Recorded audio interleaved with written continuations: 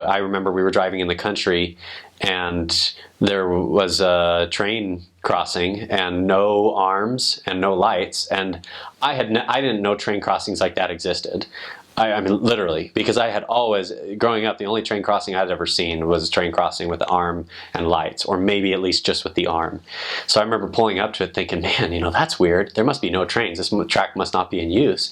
And right as I took my foot off the brake to drive through the train track, it occurred to me that the sign said, look. And I thought, maybe I should look. So I literally took my foot off, and as I was about to put it on the gas, I looked to the left and there was a train right there. And we had not heard the train and we had not seen the train because there was brushes, there was a shrubbery the entire distance. This was out in the country.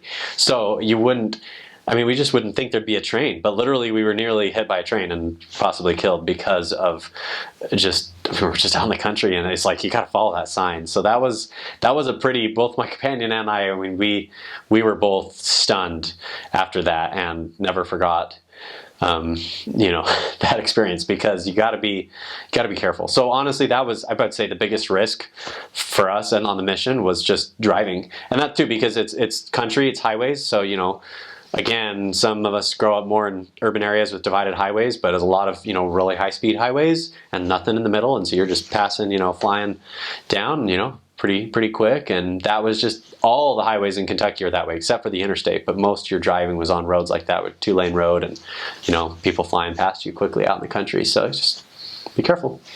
That was on my list of near-death or near-serious injury experiences. It's one of the 2 or 3 that comes to mind in my entire life, just because I literally we had really loud music on. I didn't put that part in the story, but it was, good music, but it was loud, and I took my foot off, and you know how, because you go to the stop sign, and then I was just looked, and it was like, and so the car, had the sudden stop of my foot back on the brake, and my companion looked up, and it was just like a look of shock, because, we had both seen there was nothing there, because the shrubs, you couldn't see it, didn't hear the train, and something was right in front of us. We would have just right into it. So, yeah, that was quite an experience.